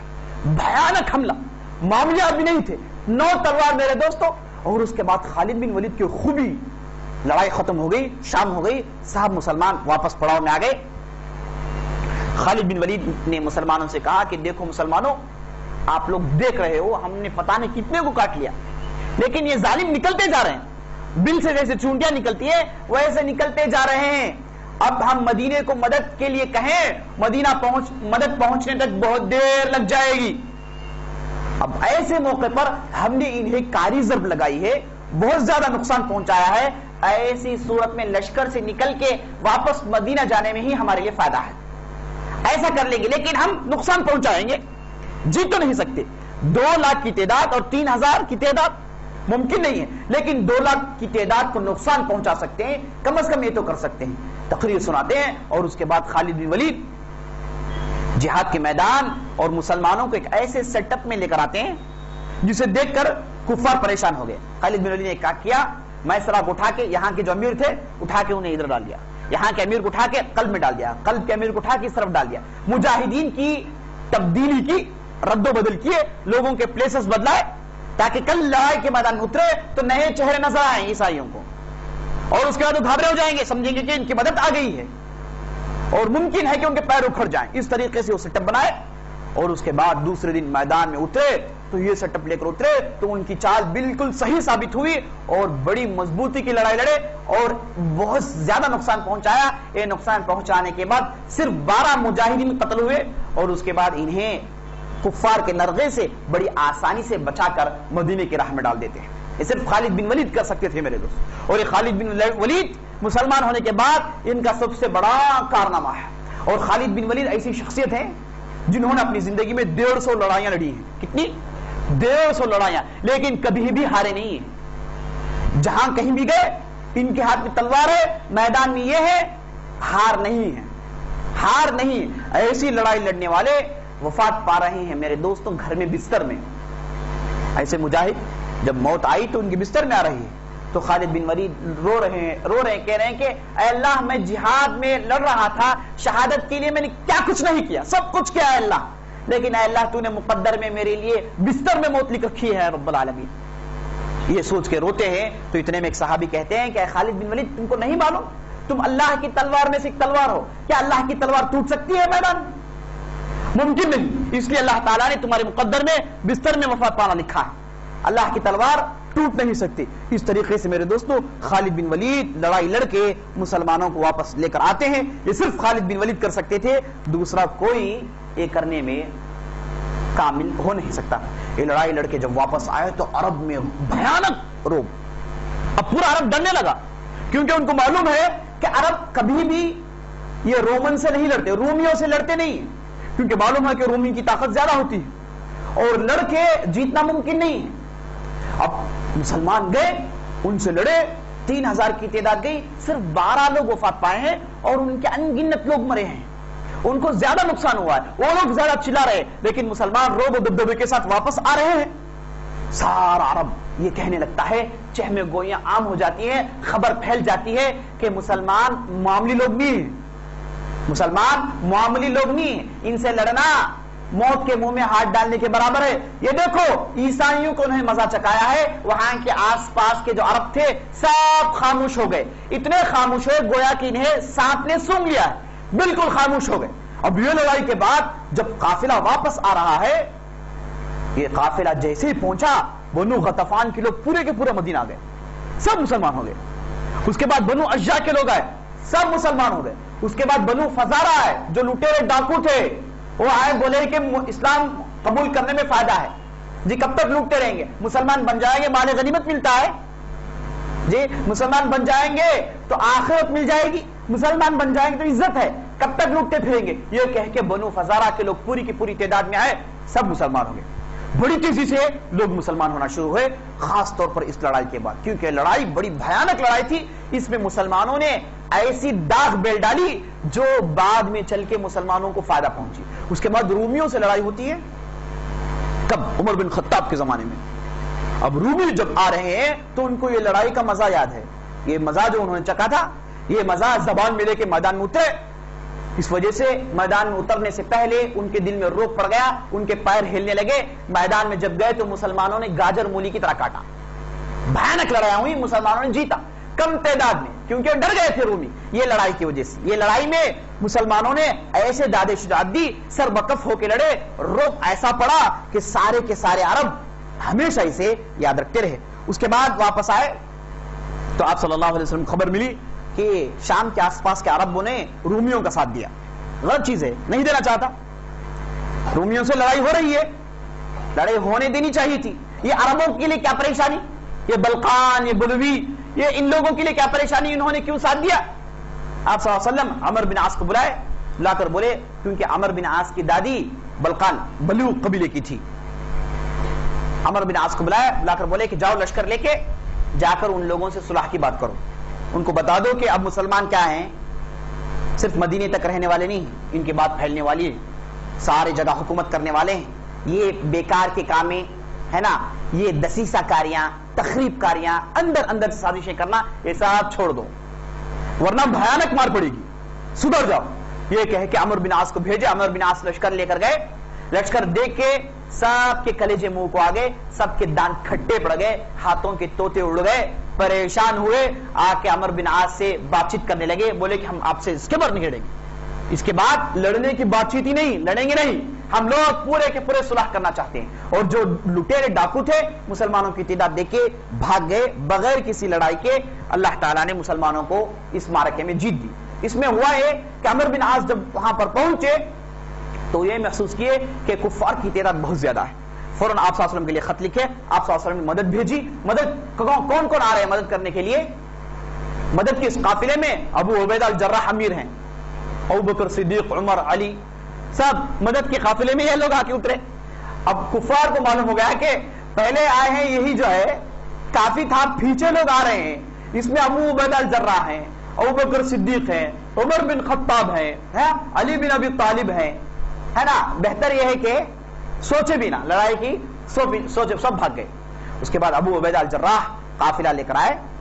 عمر بن عاص ادھر انتظار کر رہے ہیں، قافلہ لے کر آئے. اتنے میں نماز کا وقت ہو جاتا ہے. ابو عبیدہ الجراح قافلے کے امیر تھے، ان کے ماتحت ابو بکر صدیق سب ہیں. یہ آگے بڑھے نماز پڑھانے کے لیے. عمر بن عاص نے روک دیا، بولے کہ رک جاؤ، میں اصل امیر ہوں، آپ مدد کے لیے آئے ہیں، آپ میری مدد کے لیے آئے ہیں، اصل امیر میں ہوں، امامت میں کروں. ابو عبیدہ نے جی نہیں، میں تمہارے سے سینئر، جی میں تمہارے سے پہلے اسلام لایا، تمہیں 2 سال پہلے اسلام لایا، میں وہ شروع میں ابو بکر صدیق کی دعوت میں اسلام قبول کیا، میں دوسرے دن تیسرے دن، جی میں تم سے سینئر ہوں، دیکھو 2 دانتیں میں نے شہید کیے ہیں میرے، یہ سب گنوانے. بولے اچھا ٹھیک ہے آپ امیر ہیں، خلاص. اس لیے اسلام میں حکم یہ ہے کہ بڑا آدمی ہونے کی بڑا آدمی کی تواجد کے موقع پر، بڑے آدمی کی موجودگی میں چھوٹا آدمی امامت کر سکتا ہے، چھوٹا آدمی امیر بن سکتا ہے. اسلام کا قاعدہ ہے. لیکن اس کا مطلب یہ نہیں کہ ہمیشہ چھوٹے ہی امیر بنتے جائیں، بڑوں کو پیستے جائیں، یہ معنی نہیں ہے نا. امیر کے انتخاب میں چھوٹے ہو بڑے ہو سب مل کے سوچ سمجھ کے انتخاب کریں گے. اگر کسی آدمی کا انتخاب ہو گیا ہے، وہ چھوٹا ہے، بڑا ہے، کالا ہے، گورا ہے، حبشی ہے نا، عربی ہے، یہ نہیں دیکھیں گے. امیر کا انتخاب ہوگا، اس کے بعد اسے ماننا ہے. تو ابو عبیدہ الجراح دوسرے یا تیسرے دن مسلمان ہوئے. میرے دوست عمر بن عاص صرف 2 سال پہلے مسلمان ہوئے. میدان میں جا رہے ہیں، عمر بن عاص کہتے ہیں کہ میں اصل امیر ہوں، میں ہی امامت کروں گا. اور ابو عبیدہ بن جراح نے کہا آپ کی بات صحیح ہے. اور پیچھے عمر بن خطاب ہیں، علی ہیں، سب کہا ٹھیک سے آپ کی بات صحیح ہے، آپ امامت کیجیے. آگے بڑھے. عمر بن عاص نے امامت کی. پیچھے بڑی بڑی شخصیتیں نمازیں پڑھی. اسے معلوم ہوا کہ امیر کی اطاعت بہت ضروری ہے. جسے آپ نے بڑا مان لیا اسے کیا کریں، اس کی اطاعت کریں. ہمارے پاس شیوا کیا ہے، جسے بڑا مان لیے اسے پوسٹ مارٹم کریں. جی جسے ہم نے بڑا مان لیا اسے چن چن کے، جس کی ہر حرکت کو نوٹ کر کے، جی گھر سے لے کے باہر تک بات کر کے، اندر تک بات کر کے، پریشان کر کے. جی یہ ہمارے معاشرے کی عادت ہے. جن کے دل میں ایمان ہوتا ہے، جو مومن ہوتے ہیں، اصلاح کرتے ہیں, نصیحت کرتے ہیں. اسی لیے آپ صلی اللہ علیہ وسلم نے کہا 3 چیزیں ایسی ہیں جس سے مومن سیری محسوس نہیں کرتا, اس کا جی بھرتا نہیں. یہ قرآن پڑھنے سے, دوسرا امیر کی نصیحت سے. جو امیر ہے جسے آپ نے ذمہ دار بنا لیا ہے, اسے نصیحت کرتے رہیں. وہ کوئی جو ہے آسمان سے اترا ہوا فرشتہ نہیں, آخر وہ انسان ہے, اس سے غلطی ہوگی اس سے, غلطی کے بغیر نہیں ہے, لیکن نصیحت کرتے رہیں.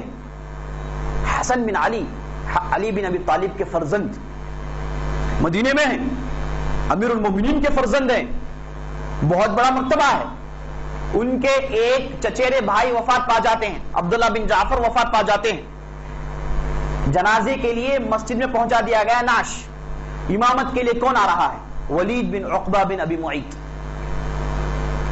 عقبہ بن ابی معیط کون ہے؟ انتہائی دشمن جسے آپ صلی اللہ علیہ وسلم بدر کی واپسی میں سر مارا تھا. عقبہ بن معیط انتہائی کفر کا چوٹ, کفر کا پہاڑ. ان کا بیٹا ولید بن عقبہ بن معیط مسلمان ہو گئے, تابعین میں شمار ہوتا ہے. حسن بن علی ہیں اور ان کے چچیرے بھائی وفات پا رہے, ان کا جنازہ ہے. ولید بن عقبہ بن ابی معیط نماز پڑھا رہا. حسن کو بہت غصہ آیا, منظر دیکھ نہیں پا رہے ہیں, پیچھے سے دھکا مارتے ہیں ولید کو, کہتے ہیں کہ اگر تو امیر نہ ہو تو میں نماز پڑھاتا. ظالم تو امیر ہے, تو پڑھا نماز, تیرے پیچھے میں نماز پڑھوں گا. جبکہ ان کے مقابلے کا, ان کے پیر کے مطلب ان کے ادنا سے ادنا چیز کا مقابلہ نہیں کر سکتا ولید. علم, تقوی, زہد, جہاد کا میدان, لڑائی, انتظام, ایڈمنسٹریشن ہے نا, بات چیت کا انداز, اخلاق, تجارت, کسی بھی میدان میں مقابلہ نہیں کر سکتا. لیکن اسی نے امامت کی کیونکہ امیر ہے, گورنر, اور پیچھے تھے, مانے, بولے کہ چلو پڑھو نماز. امیر ہے, ہم اختلاف نہیں کرتے, امیر کی بات سنتے ہیں, اختلاف نہیں کرتے. اہل سنہ امیر پر اختلاف نہیں کرتے. بار بار ریبلز نکالنا, ریولٹس نکالنا, خروج کرنا, خروج کرنے والے خوارج کہے گئے. تو امیر کے ساتھ اختلاف نہیں کرتے بلکہ اسے نصیحت کرتے رہتے ہیں. اور جب وہ کھلم کھلا کفر کر لے تب اسے نکالنے کی کوشش کرتے ہیں. صریح کفر, کھلم کھلا کفر کر لے اسے نکالنے کی کوشش کرتے ہیں. جب تک وہ صریح کفر نہیں کرتا اسے نصیحت کرتے رہتے ہیں, اس پر اتفاق کرتے رہتے ہیں, اس کی باتوں کو مانتے ہیں اور اس کے پیچھے چلتے ہیں. بہرحال میرے دوستو, ان واقعات سے ہمارے لیے بہترین نصیحتیں ملی ہیں. اللہ سے دعا کیجیے کہ اللہ تعالیٰ ان نصیحتوں پر عمل کرنے کی توفیق بخشے. سبحان ربک رب العزۃ عما یصفون وسلام علی المرسلین والحمد للہ رب العالمین.